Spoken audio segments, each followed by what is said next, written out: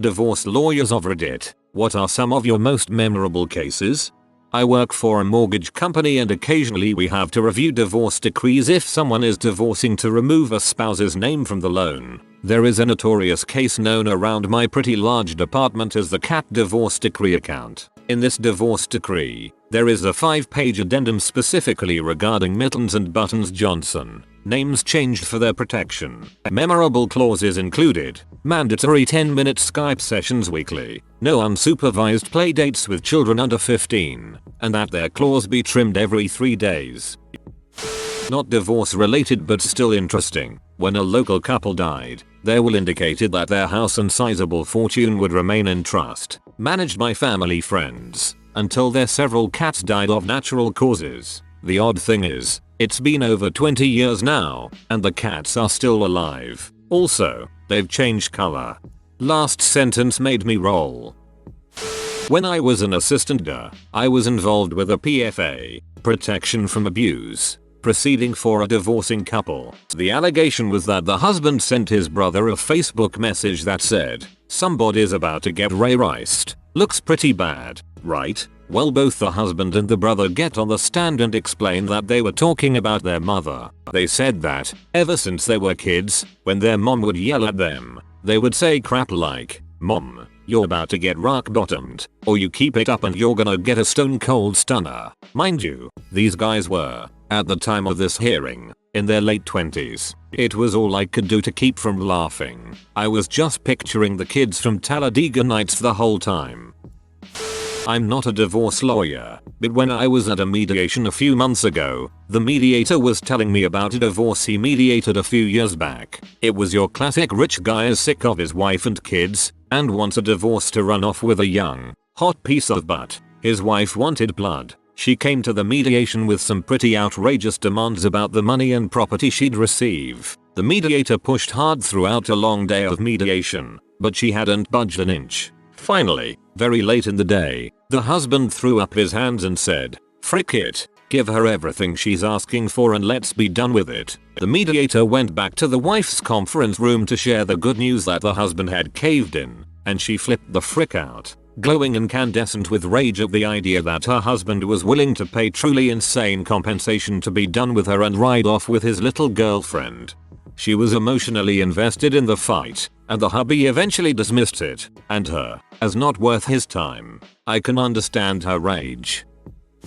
Divorce lawyer here. I've never had anything too crazy. The worst I can think of is representing my client who had to be transported from the jail for, allegedly, violating the restraining order between the two. There was another one that was technically a dissolution of domestic partnership, not a divorce, but essentially the same thing for never married parties. That was fairly crazy. Client alleged her ex had killed a man and reported it to the police, but I guess they never found the body. Also alleged his attorney was sleeping with him. One of my co-workers had a case where the ex was awarded the couple's dog in the divorce only to have it euthanized just so the other would suffer more. I don't care how bad your relationship is, there is no excuse for that. That pee me off to hear about. A friend who is a lawyer told me a pretty crazy story about a wealthy couple splitting up. The woman hid millions of dollars overseas and cut up all her husband's clothing with a pair of scissors. These shenanigans caused her to get almost nothing. Misreporting assets is the worst thing you can do in a divorce, and unless you have Swiss citizenship and a Swiss bank account you will fail 99% of the time and lose so much more than your 50/50 split. Prenup up and disclose people. Family law paralegal here. One time we worked really hard on a woman's case because her husband had gotten on a bus to Mexico with her kids. We expedited everything. I went above and beyond for this woman, contacting attorneys in the deep south of MX and writing out very clear instructions to get back her kids. It turns out our client had stabbed her husband because he confronted her about sleeping with his brother. The husband packed up and took the kids.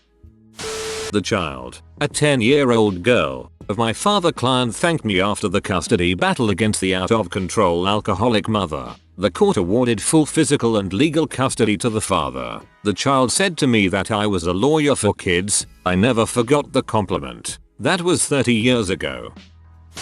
Here's a not divorced one, but it's pretty good. Husband and wife are from a culture where you simply do not divorce. They have a few kids. He moves on and dates a woman for nearly 20 years, and they also have a kid together. He does a will and tells no one how it is set up other than there is a trust. The guy dies. He made a trust for his entire estate. He designated that his kids would each be beneficiaries with equal percent interest, but also gave his girlfriend 1% more than his wife. She was also named as executor of the estate and trustee for the trust. Popcorn was had. Middle Eastern, 100%.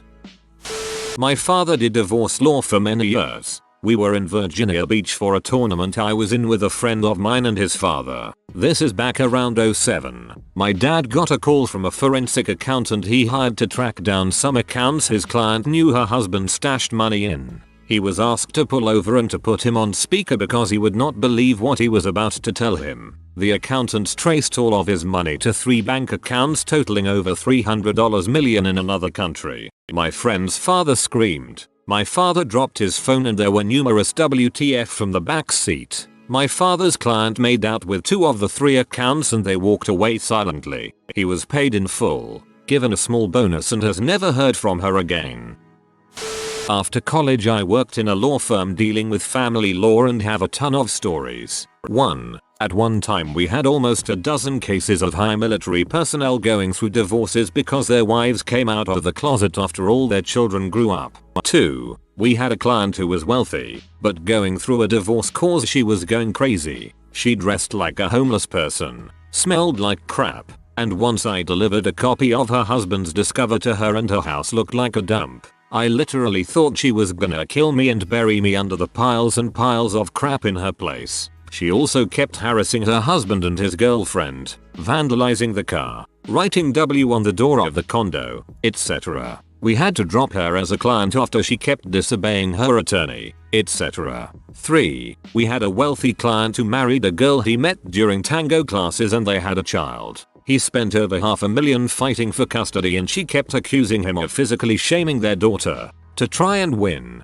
etc. Each side hired psychologists and experts and in the end, it didn't matter if it wasn't the truth. The mother kept telling the girl she was abused and the experts said it was gonna damage her regardless. He eventually won partial custody. After 2 years of working there, I realized I didn't want to be a lawyer and I don't want to get married. Haha.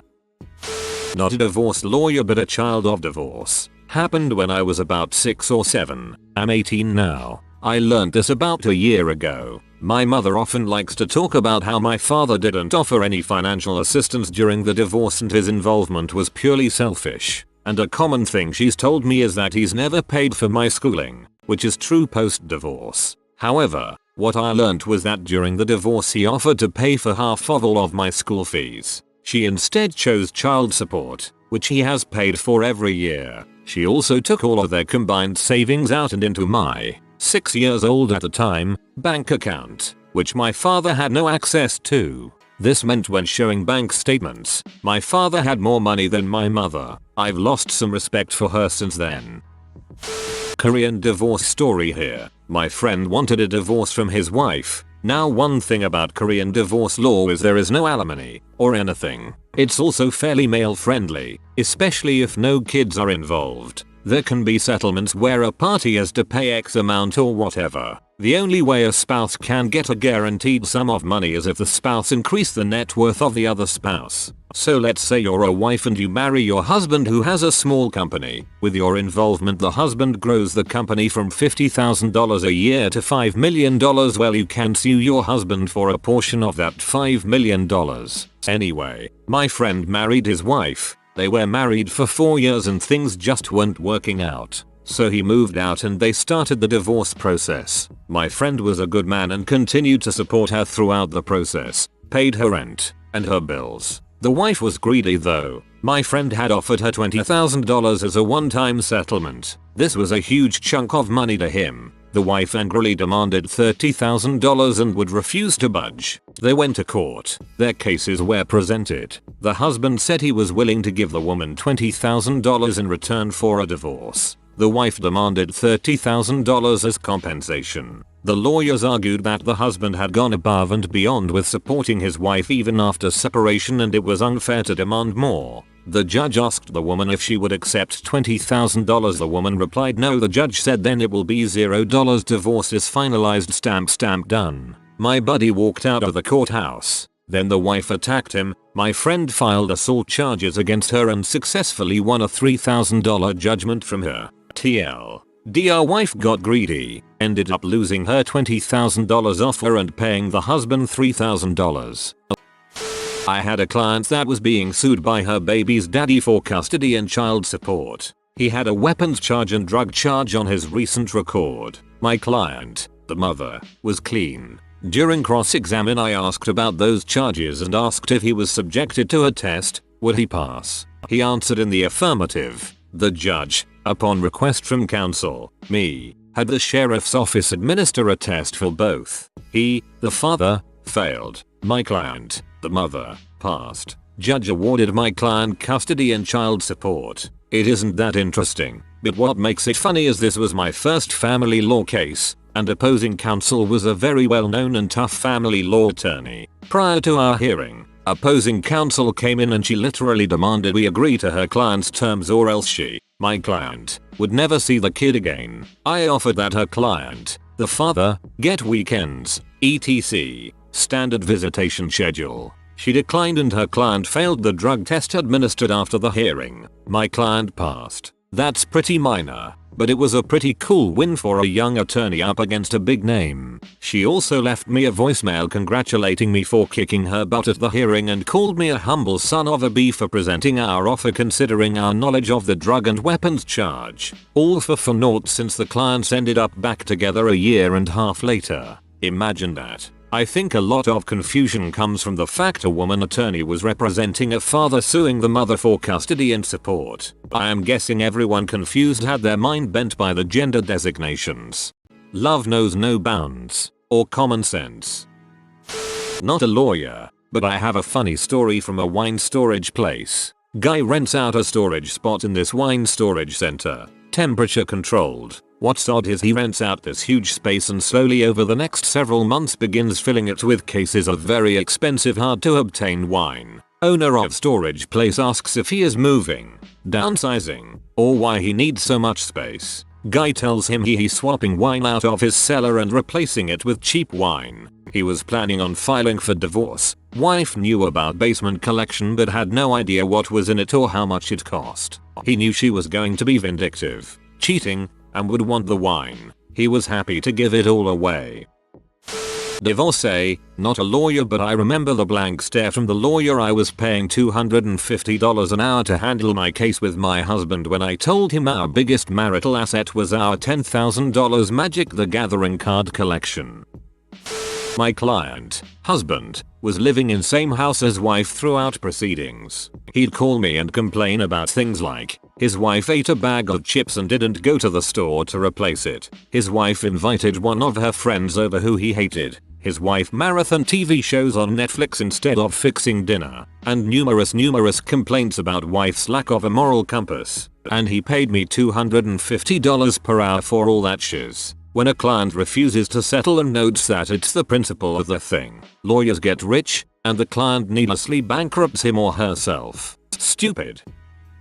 My wife worked family law for the state. Sometimes it was divorce. Sometimes it was child support enforcement. She was in court nearly every day. She saw some crap. She is now stay at home with our sons but she had a story nearly every day. There were a few phrases that stand out like someone representing themselves in a custody battle and shouting so you're saying it's not true you finger banged that lady with our kid in the house. Those were fun. But mostly I remember how depressing some situations are with low income divorces and child support battles. There were women seeking child support from someone who had 8 other kids from 5 different moms. This person worked a minimum wage job bouncing to a different job each month to avoid wage garnishment. The end result even if successful would have been about $15 a month in this situation. This crap happened all the time. Then you had people actually working to screw the state over. People who get divorced and go on state aid. The husband still lives at home supporting the wife, kid having his wages garnished right back into a checking account they share for all intents and purposes. My grandfather went through a pretty high stakes divorce about 10 years ago. He founded a consulting firm in 1994 that ended up being worth several $1,000,000. He was married to his second wife, not my grandmother, who was his first wife whom he divorced in the 80s when he founded it. She is an executive for a large health and beauty product company. They were both very successful. When they divorced, they had been living in a very large house in an exclusive neighborhood in an affluent southern suburb. She got the house and kept her wealth that she had amassed from her company. But that wasn't it. She also wanted 51% of my grandfather's company. She didn't win that in court because she had already won more than half of the assets. I doubt my grandfather really gave a frick about that, but I could be wrong. He just wanted to keep his company, which already made him plenty of money. Things got interesting after they separated. She allegedly hired a private investigator to stalk my grandfather. Yes, stalk. We found a tracking device attached to his car. No bulls. He moved into an apartment for a while during the divorce proceedings. She and her lawyer eventually went to his apartment to take pictures of everything he owned. He obviously let them into his apartment. They even opened up his fridge and took pictures of the inside of his fridge. My grandfather eventually started dating somebody else. Yes, at around age 60. He likes women, and the ex-wife would call my grandfather's house and talk to her, trying to appear friendly or something. It was just a very strange situation. It was even stranger for me. I had grown up with her sort of as my grandmother. I never knew she wasn't my actual grandmother until I met my dad's actual mom at age 7. I didn't meet my father until age 6. Mind you, it was kind of confusing until the divorce. But during and after the divorce, my grandfather's ex would call my mother to ask to take me out to dinner and movies and things like that. I remember seeing Star Wars Episode 3 in theaters with her. I didn't find it strange or anything. She had known me since I was born and served as a grandmotherly figure. However, my father hated her. I heard a lot of stories of the crazy crap she did to him when my dad was a teenager. I haven't talked to her for several years. I much prefer my actual grandmother. Divorce is strange. Seeing how easily it can tear families apart and frick over individuals. I'm definitely doing a prenup when if I get married. You never know. Unless she owned the vehicle or it was also in her name, it would be highly illegal for them to put a tracking device on his car.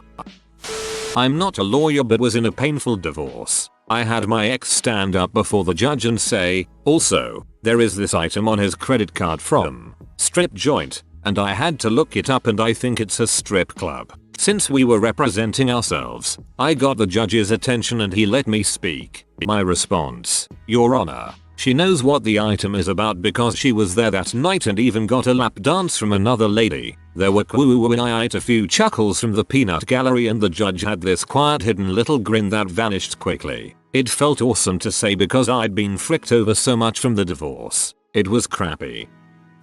Not a divorce lawyer, but I am a CPS investigator and a lot of my cases are spite case called in by a spiteful ex that thinks CPS is the cheap way to obtain custody. Don't do this. Just get a lawyer and stop wasting my time.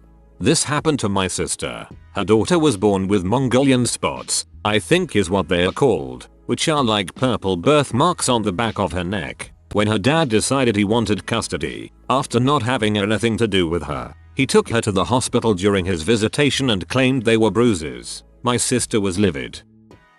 I gotta say, reading these makes me happy that my parents were so civil during their divorce. My dad got the kids most of the time because he could better afford to take care of us. Mom pretty much got half of the house's worth and some of dad's retirement fund. Both walked away and are still able to be around each other without fighting. So I call that a win.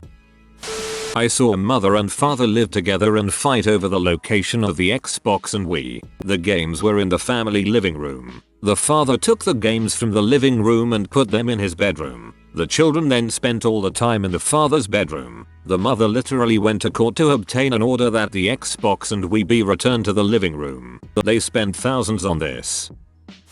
So my dad's a divorce lawyer and doesn't usually talk about his work, but he did tell me one story. He had a client who was a trucker and wanted to divorce his wife. My dad describes this guy as the embodiment of a late 40s, 300 pounds, gentle sir, neckbeard, red pill kinda guy. The man tells my dad a narrative about how he and his wife are in an open marriage, but she refuses to have another partner, even though this man has multiple partners. He also casually mentions to my dad that he is a bi, but wanted to make it very clear that he prefers women, but has fricked men regularly. It's worth noting that my dad is as straight edge, old-fashioned as they come. Imagine Hank Hilbert from Georgia. So the guy tells my dad that he wants to divorce his wife. He doesn't say why at first. Dad asks him why, and he tells him a story about his last trucking, or whatever it's called. This guy was out in his truck on a run, and it's his 49th birthday. Since he was alone at a truck stop on his birthday, his wife gets her husband a prostitute.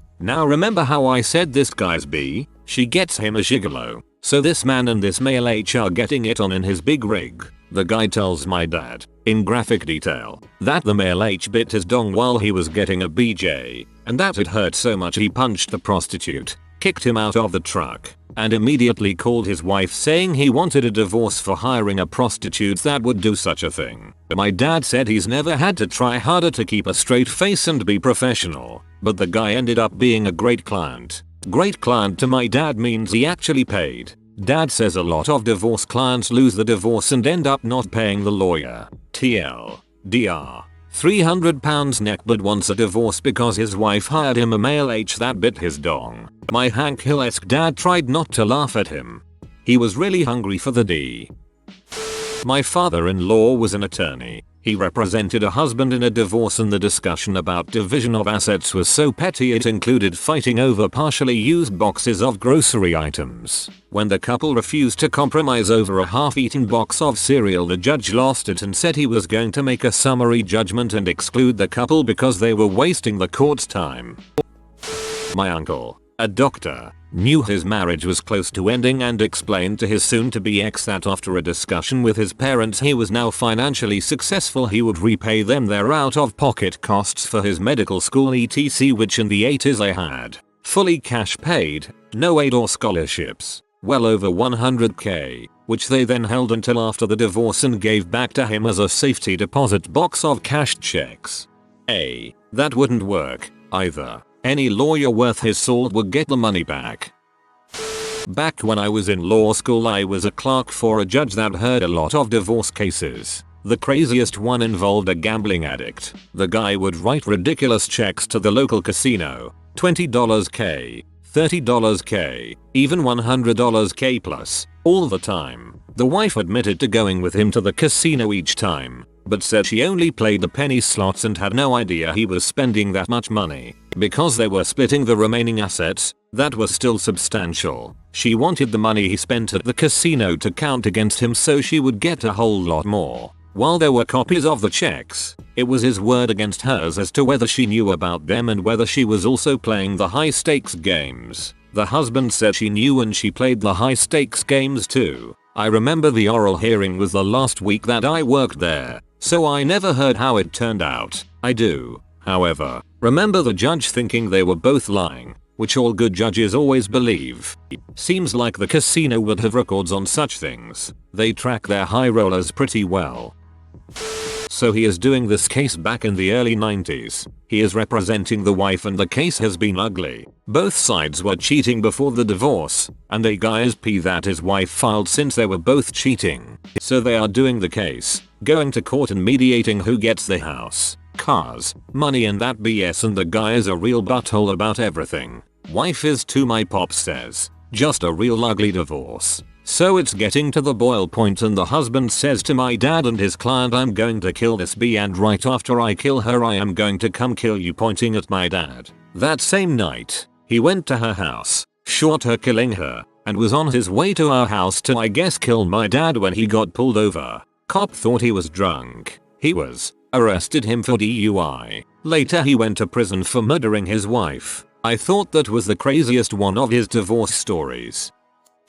If you are new to the channel, you can subscribe. I publish new videos every day. Until then, check another video.